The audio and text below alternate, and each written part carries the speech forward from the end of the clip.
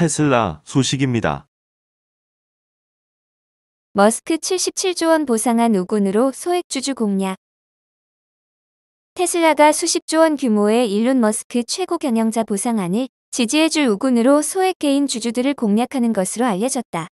로이터 통신은 10일 테슬라가 머스크 보상안과 텍사스 이전안에 관해 소액주주들을 대상으로 웹사이트와 온라인 유명 인사들과 협력 등을 통해 홍보하고 있다고 보도했다.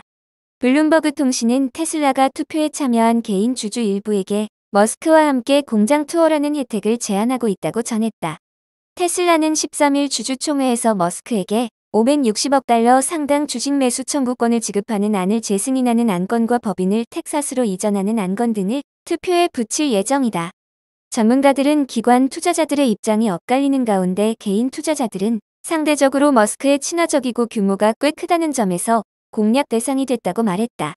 테슬라 주식을 수천 주 보유한 한 변호사는 내 투자금을 10배 이상 불려준 사람에게 아무것도 주지 않는다니 공정하지 않다고 말했다고 로이터 통신이 전했다. 공정성과 주주 민주주의는 테슬라가 개인 투자자들을 포섭하기 위해 내세우는 포인트다. 테슬라는 다른 기업에 비해 개인 주주가 많은 편이다. S&P 글로벌 마켓 인텔리전스에 따르면 5일 기준 테슬라 보통주 43%는 기관 투자자와 기업이 아닌 개인 등이 보유하고 있는데 이는 15대 기업 중 최대치다.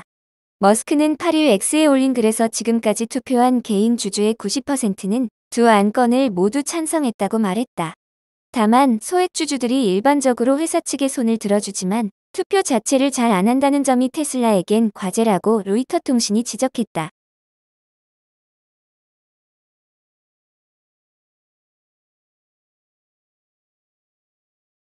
애플 소식입니다. AI 인텔리전스 공개. 시리로 들어간 챗GPT. 애플이 아이폰과 아이패드 등을 구동하는 자사기기 운영체제에 인공지능 기능을 도입하기로 한 뒤 자체 인공지능 시스템인 애플 인텔리전스를 공개했다. 뒤늦게 인공지능 경쟁에 뛰어든 것으로 평가받는 애플은 오픈 AI의 생성형 인공지능인 챗GPT를 음성 비서시리에 심기로 했다. 10일 애플은 미국 캘리포니아주 쿠퍼티노에 있는 애플파크 본사에서 연례 세계 개발자 회의 2024를 열어 올해 새로 시행할 소프트웨어 업데이트 계획안을 발표했다. 이날 공개된 애플 인텔리전스는 텍스트를 요약하고 이미지를 생성하며 사용자가 필요할 때 가장 관련성 높은 데이터를 검색하는 데 도움을 준다. 통화 녹음도 가능하다. 이용자가 메모와 전화 앱에서 음성 녹음, 요약 등이 가능해졌다.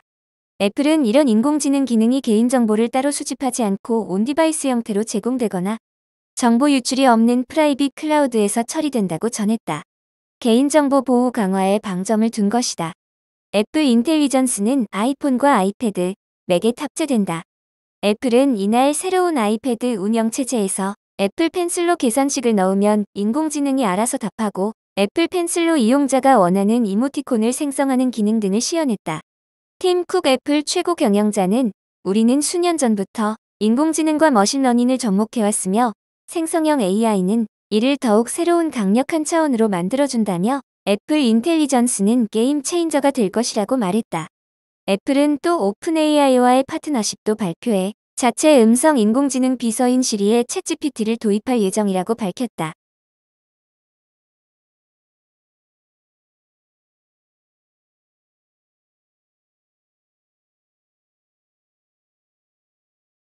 마이크로소프트 소식입니다.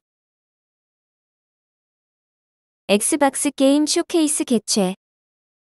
마이크로소프트는 10일 새벽 2시 엑스박스 게임 쇼케이스를 개최하고 다양한 게임을 선보였다고 밝혔다.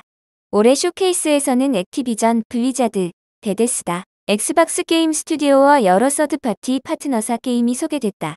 쇼케이스 직후 진행된 콜 오브 듀티 블랙 옵스 6 다이렉트를 통해 콜 오브 듀티 시리즈 신작 콜 오브 듀티 블랙 옵스 6을 집중 조명했다.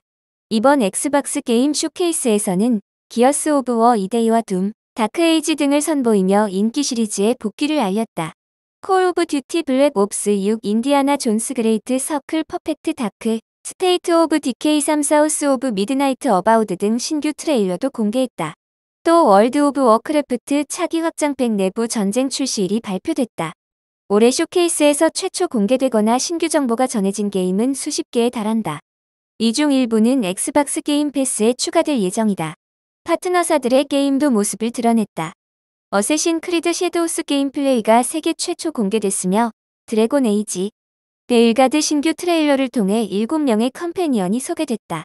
이외에도 믹스테이프, 윈터 버로우, 클레어 옵스큐어, 익스페디션 33 등 다양한 출시 예정작이 공개됐다.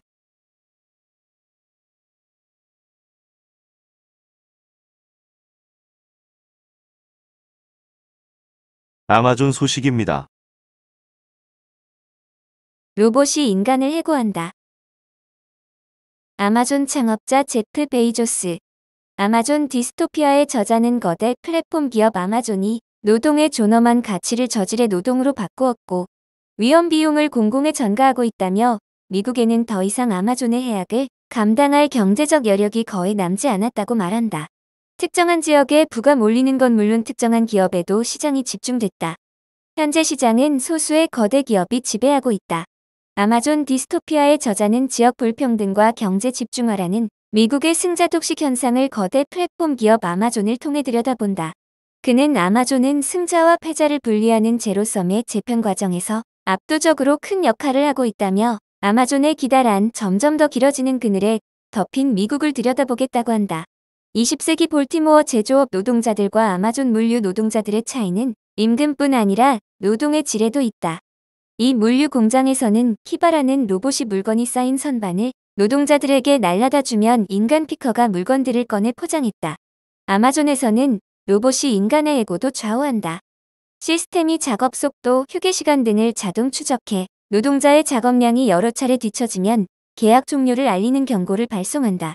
브로닝 하이웨이 물류센터에서는 2017에서 2018년 약 300명이 비효율을 이유로 해고됐다.